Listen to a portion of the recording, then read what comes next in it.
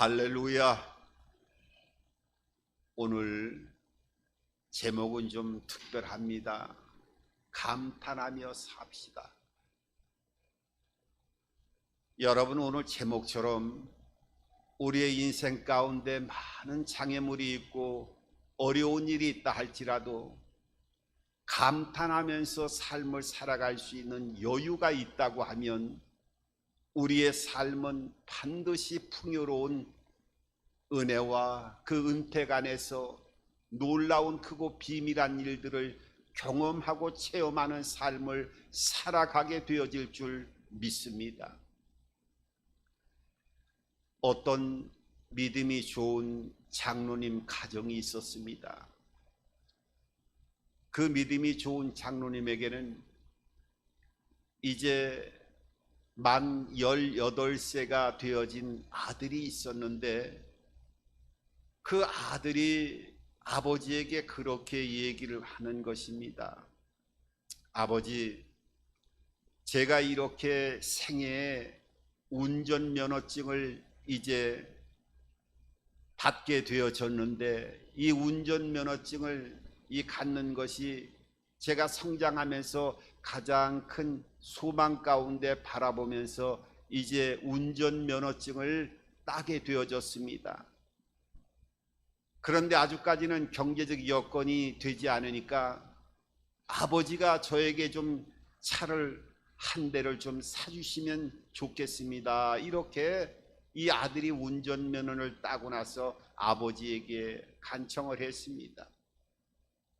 그랬더니 이 장로님 아버지가 뭐라고 이 아들에게 얘기를 하느냐 하면, 그래, 차를 한 대 사주지. 그런데 조건이 있단다.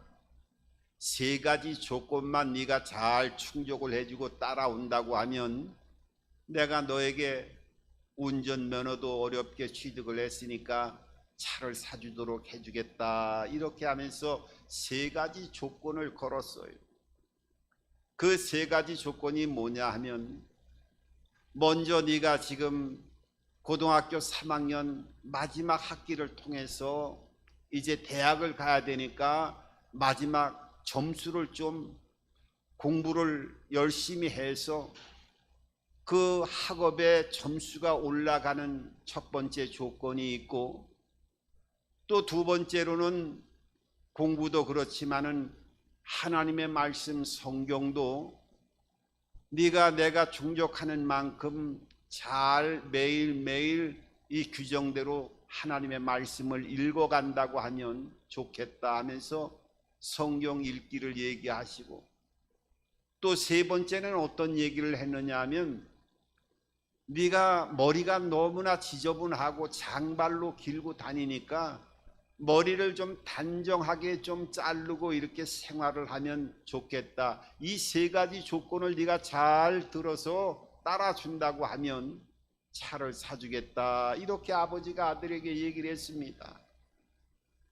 이제 아들이 알았다고 대답을 하고 조금 지난 이후에 아버지에게 와서 얘기를 합니다. 저도 아버지 약속을 지키기 위해서 부단히 노력했으니까 차를 사주십시오 했더니 아버지가 아들에게 그렇게 얘기를 했어요. 가만히 보니까 2가지는 네가 충족을 해주는 것 같은데 3번째는 충족을 하지 않았구나. 첫 번째, 네가 공부도 열심히 해서 좋은 성적으로 지금 눈에 보이게 또 나타나게 되어졌고, 또 성경도 매일매일 더 이야기한 대로 하나님의 말씀을 가까이 하면서 읽어나가는 모습을 보니까 2가지는 다 충족했는데 그 머리가 장발이 돼서 깎는 거는 네가 아주까지 따라주지 않았기 때문에 나도 차를 사주는 거를 좀 보류해야 되겠다라고 얘기하니까 아들이 그렇게 아버지에게 얘기하는 겁니다. 아버지, 왜 자꾸 제 머리만 가지고 그럽니까? 성경대로 해볼까요, 아버지?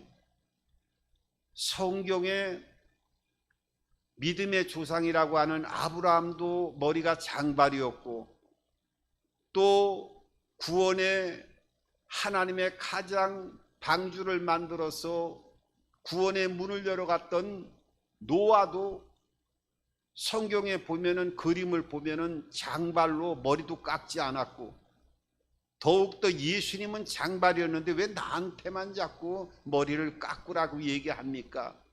저는 성경대로 했기 때문에 이거는 이 부분에 대해서는 물러주시고 차를 사주시면 좋겠습니다 했더니 아버지가 또 장로님 아버지가 뭐라고 얘기를 하시냐면 그렇게 얘기를 하는 거예요. 네가 성경의 인물들이 머리를 단정하게 깎지 않고 다 그림을 보면은 장발로 되어 있다 그래서 성경대로 하겠다고 얘기를 하는데, 그럼 나도 성경대로 하겠다. 성경에 있는 사람치고 자동차 타고 다니는 사람 봤냐 하면서 나도 성경대로 자동차를 사주지 않겠다, 이렇게 대답을 해 주었다는 거예요. 어떻게 보면은 좀 웃을 수 있는 얘기 같습니다만은 또 여러 가지를 한번 생각해 볼 수가 있습니다. 하나님의 말씀은, 이 진리의 말씀을 사람에 따라서 아전인수격으로 해석을 하다 보면 여러 가지 말씀이 왜곡되어지고 문제가 생기는 경우가 많이 있습니다. 특별히 이단들은 하나님의 말씀이라 하면서 이 말씀을 얼마나 성경적이다 하면서 왜곡을 시키는지 몰라요. 예를 들어서 우리가 잘 아는 어떤 이단들은 그렇게 얘기를 합니다. 예수님이 초림 때 오셔가지고 그 유대인들에게 얼마나 박해를 받고 하나님의 아들로 왔음에도 불구하고 수많은 이적과 기적을 행하면서 하나님의 아들이라고 셀 수 없이 표적을 보여주고 그 역사를 행하셨음에도 불구하고 그 하나님의 아들을 유대인들, 하나님이 택한 백성들이 하나님의 아들을 십자가에 못 박아 죽였지 않느냐. 마찬가지로 초림 때 예수도 유대인들이 박해해서 죽였는데 보혜사 성령 재림주가 이렇게 왔는데 초림 때 예수를 박해했던 것처럼 이 시대적으로 모든 교회들이 재림주 또 보혜사 성령 재림한 재림주를 이렇게 끊임없이 박해를 하기 때문에 이렇게 어려움을 겪는다 하면서 이 이단의 교주들은 성경을 아주 교묘하게 빗대가면서 사람들을 미혹해 하고 현혹해 하는 모습들을 보게 되어집니다. 여러분, 하나님의 말씀은 우리가 이 복된 눈과 귀를 가질 때만이 하나님을 만나고 하나님을 경험하고 또 이 말씀을 올바로 체험하고 그 능력을 경험할 수 있게 되어지는 겁니다. 오늘 이 시편 8편은 하나님의 그 영광과 무한하신 우리 인간에게 은혜 베풀어 주시는 하나님의 살아계심을 우리들에게 보여주고 있음에도 불구하고 그 살아계신 하나님을 만나고 경험하고 체험하기 위해서는 우리가 복된 눈을 가져야 될 줄 믿습니다. 여러분, 신앙생활하면서 많은 사람들이 하나님이 눈에 보이지 않는다고 얘기를 하지 않습니까? 당연히 그럴 수 있을 거예요. 그런데 성경 중에 다이아몬드의 그 다이아몬드 반지에 다이아몬드로 비유하고 있는 성경 66권 중에 다이아몬드에 해당되어지는 로마서라고 하는 성경을 보면 그 1장 18절 이하에 보면 너희들이 하나님을 못 보는 게 아니라 보지 않기로 작정했기 때문에 보지 않는다고 성경은 말씀하고 있어요. 왜냐하면 온 우주 만물에 하나님이 창조물에 하나님께서 그 무한한 능력과 신성을 만물에다가 다 심겨놨기 때문에 너희들이 결단코 핑계치 못할 것이라 하면서 하나님께서 아주 확정적으로 말씀하고 계신 것을 발견하게 되어져요. 자연을 통해서 하나님의 능력과 신성을 누구나 알아볼 수 있도록 심어놨다고요? 여러분, 그렇게 한번 생각해 본 적이 있습니까? 하나님의 말씀은 그렇게 말씀하고 있어요. 1962년도인가요? 세계 최초로 지구를 떠나서 우주로 갔던 우주인이 있었지요. 소련의 가가린이라고 하는 최초의 우주인이 그 우주에 가서 돌아온 이후에 기자회견을 한 이후에 뭐라고 얘기했습니까? 전 세계인들 앞에서 그렇게 얘기를 했습니다. 우주에 계속 눈을 크게 뜨고 살펴봤지만은 그 우주에, 내가 갔다 온 우주에 하나님은 없었다라고, 확증적으로 하나님을 보지 못했다고 그 가가린은 그렇게 기자회견에서 발표했지요. 그런데 얼마 있지 않다가 미국에서 최초로 우주를 갔다 오는 이 글렌 중령이 우주를 갔다 왔고 뭐라고 얘기를 하느냐면, 하늘에는 우주를 가보니까 그 우주 공간을 통해서 하나님의 영광과 임재와 그 경이로움을 언어로 표현할 수 없는 희열을 느꼈다고 이렇게 그 기자들에게 발표를 했지요. 여러분, 똑같은 눈을 가지고 한 사람은 우주를 갔지만 하나님을 보지 못했다고 얘기를 했지만, 한 사람은 그 우주의 모습을 통해서 하나님의 영광과 임재를 감격에 떨 정도로 하나님의 임재를 경험했다라고 하는 이 복된 눈을 가진 것을 보게 되어져요. 우리가 이 복된 눈을 갖기 위해서는 하나님의 말씀을 가까이 해야 되고, 또 기도 생활도 해야 되고, 성령의 도움을 받을 때만이 이 영적인 영안이 열려서 하나님의 영광을 볼 수 있고 살아계신 하나님의 임재를 체험할 수 있게 되어지는 겁니다. 여러분, 이 시편 8편은요, 그 하나님의 능력과 신성이 어떻게 우리의 복된 눈을 가질 때만이 볼 수 있는 것인가에 대해서 몇 가지로 그 감격을 말씀하고 있는데, 제일 먼저 하나님이 만드신 자연 속에서 하나님의 위대한 그 장엄한 임재와 영광을 경험할 수 있다라고 하는 것을 오늘 시편 8편 1절을 시작하면서 이렇게 말씀하고 있어요. 야훼, 우리 주여, 주의 이름이 온 땅에 어찌 그리 아름다운지요. 주의 영광이 하늘을 덮었나이다. 그러니까 온 땅과 하늘에 하나님의 임재가 덧입혀졌다고 하는 것을 이 다윗은 고백하는 것을 보게 되어져요. 땅을 보고 하늘을 보고 하나님의 살아계심을 경험하고 그 감격을 누리는 영적인 복된 눈을 가졌던 다윗의 영의 눈과 귀가 열려졌던 모습을 보게 되어져요. 3절을 보면은 뭐라고 말씀합니까? 3절에도 주의 손가락으로 만드신 주의 하늘과 주께서 베풀어 두신 달과 별들을 내가 보오니. 여러분, 한번 상상을 해보세요. 주의 손가락으로 만드신 그 하늘과 별과 하늘의 이 놀라운 영광을 다윗은 복된 눈을 가지고 볼 수 있었던 모습을 이 시편 8편을 통해서 보여주고 있어요. 여러분, 자연을 통해서 하늘을 하나님이 손가락으로 만드시고 달과 별을 그 발 아래 두시고 만드셨다는 거예요. 우리가 이 하나님의 자연을 통해서 하나님이 거기에다가 DNA를 심어놨는데 창조주가 되니까 그 DNA가 어떤 것이에요? 여러 가지가 있지요. 제일 먼저 그 창조물에는 하나님의 다양성이라고 하는 하나님의 그 놀라운 유전자가 들어가 있다는 거예요. 이 다양성, 여러분, 우리가 매일같이 사람의 얼굴을 보면서 대화를 하지요. 그럼 지구상에는 몇 명 정도 사람들이 있습니까?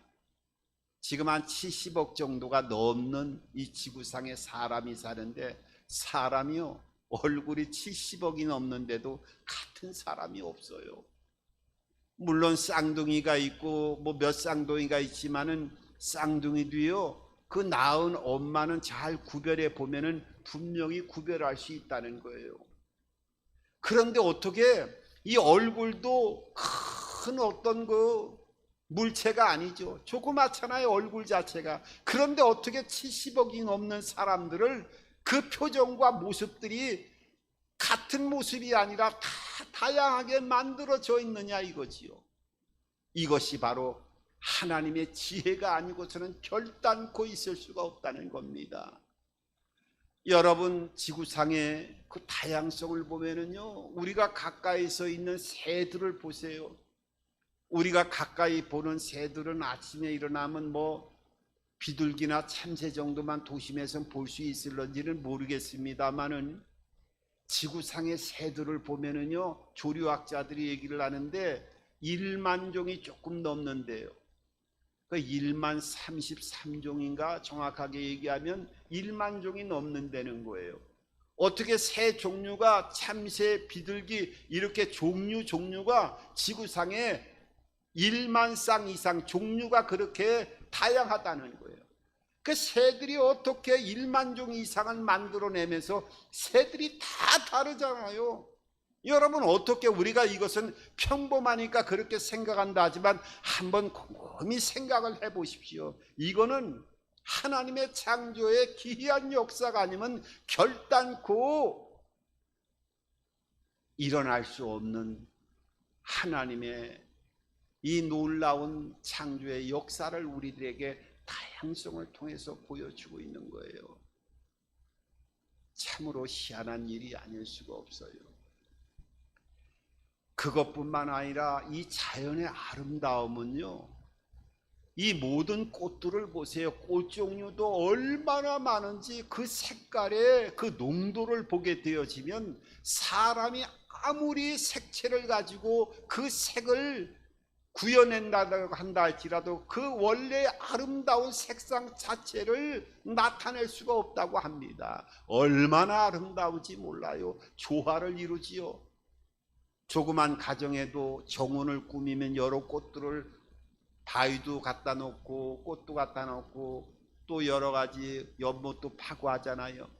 이 지구상에 그 아름다운 꽃들을 갖다 정원을 통해 가지고 심었다고 하면 그 꽃들의 종류를 이루 말할 수 없을 정도만 아니라 그 색깔의 아름다운, 사람이 상상할 수 없는 아름다운 색채를 다양하게 하나님이 만들어 놓으셨어요. 자세히 보라는 거예요. 너희들이 결코 하나님의 능력과 신성 안에서 하나님을 알 수 없다고 핑계치 못한다고 아주 로마서는 단언하고 있는 것을 말씀하고 있어요. 그것뿐만 아니라요, 이 정확성과 정밀성은 이루 말할 수가 없습니다. 우리가 그냥 상식적으로 생각하지만은요, 사람이요, 짐승도 마찬가지지만은 딱 인체 내에 그 시간표를 통해서 음식을 먹지 않으면 배고프게끔 딱 인체 내에 구조를 만들어 놓으셨어요. 정확하게. 그래서 사람도 때가 되면 밥을 먹지 않으면은 사람이 그 고통 속에서 사람의 그 몸에 그 시간적으로 장치를 만들어 가지고 음식을 먹게끔, 그래서 생명을 유지할 수밖에 없게끔 만들어 놓으셨어요. 짐승도 마찬가지고. 그리고 이 정확성은요, 기억력을 한번 보세요. 사람의 기억력은요, 지금까지 뭐 사람이 뭐 마약을 해서 혼수 상태가 되지 않는 이상 그 많은 사람들이 아침에 출근해 갖고 자기 집 못 찾아오는 사람들이 있나요? 아닙니다. 사람은 자기 집을 다 찾아와요. 새들도 말이죠, 어떤 경우에는 지구의 반바퀴 막 15,000km나 떨어져 있는 그 먼 곳에도 자기의 집을 찾아가지고 다음에 또 똑같은 곳으로 찾아오는 이 모습을 통해서 그 정밀성과 정확성은 이루 말할 수 없도록 만들어 놓으신 것, 이게 우연히 있을 수가 없다는 거예요. 그것뿐만 아니라 이 자연의 법칙 속에는요, 어떻게 해요? 그러니까 질서로, 완전한 질서로 만들어졌다는 거예요. 지금 하늘과 별들, 온 우주들이, 별들이 돌아다니면서 질서가 없다라고 하면 그 별들끼리 부딪히고 난리가 나서 이 지구는 벌써부터 완전히 생존 자체가 불가능한 상태가 되었겠죠. 그런데 모든 별들이 얼마나 정교하게 움직이는지 몰라요. 그래서 우주 자체를 코스모스라고 얘기하잖아요. 여러분, 코스모스가 뭐예요? 질서지요, 질서. 온 우주도 말 못하는 생명체가 아닌 별들도 신기하게 정확한 질서를 가지고 움직이고 있다는 거예요. 여러분, 태양과 달에 또 모든 이 썰물과 민물, 이 모든 것들이 질서가 없으면 생존할 수 있는 그 자체가 안 되는 겁니다. 그것뿐만 아니라 이 모든 것들은, 이 우주의 법칙은요, 어떻게 보면은 성김의 법칙으로 작용이 된다는 거예요. 성김의 법칙. 아니, 그게 무슨 말씀입니까?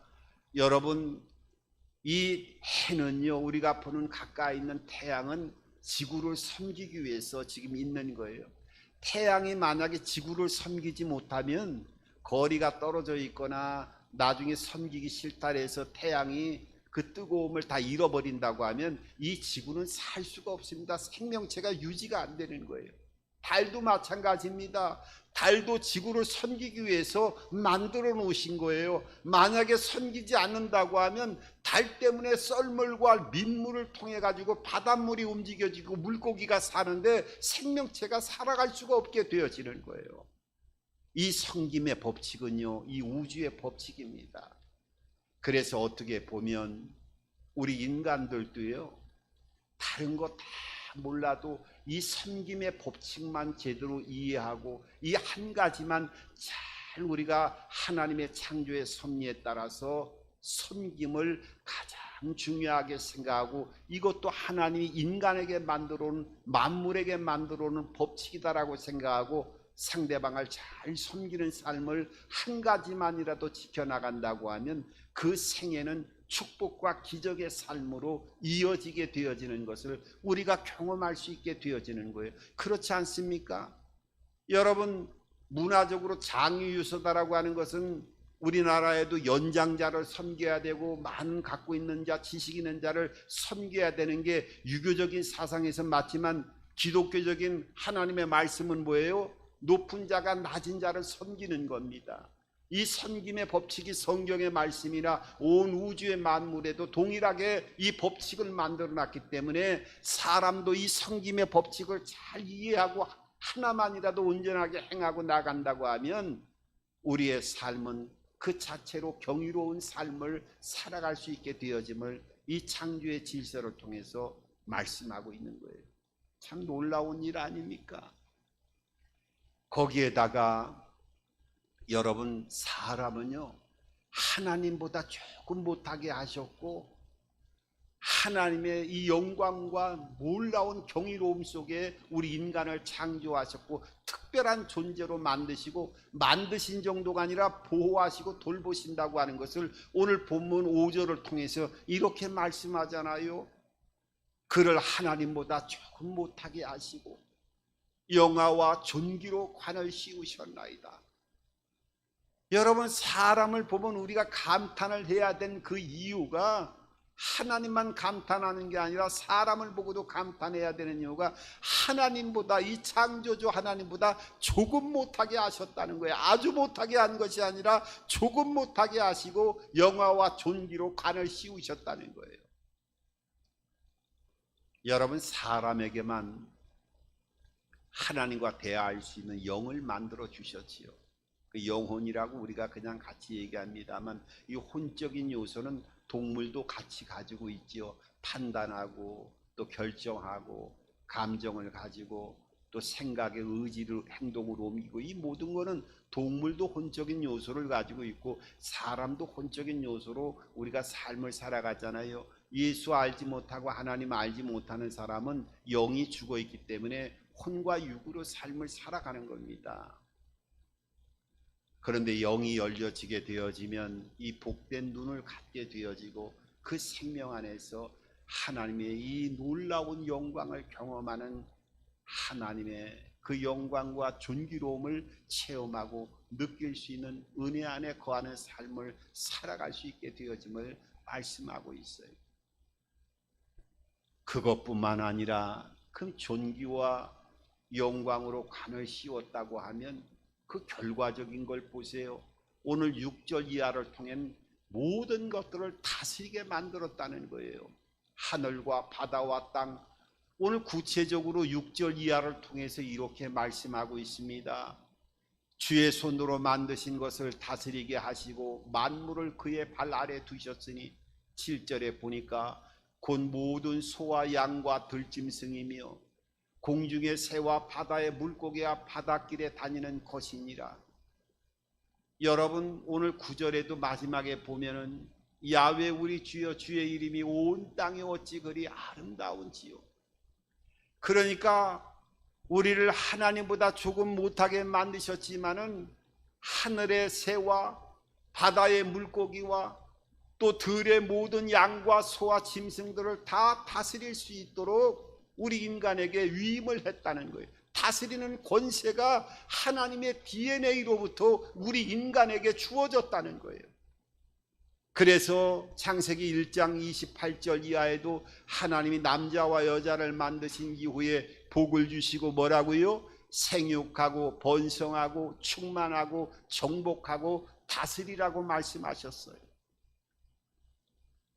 여러분, 그래서 우리는 이 하늘과 땅 바다를 다스릴 수 있는 권세를 우리 인간에게 주셨습니다.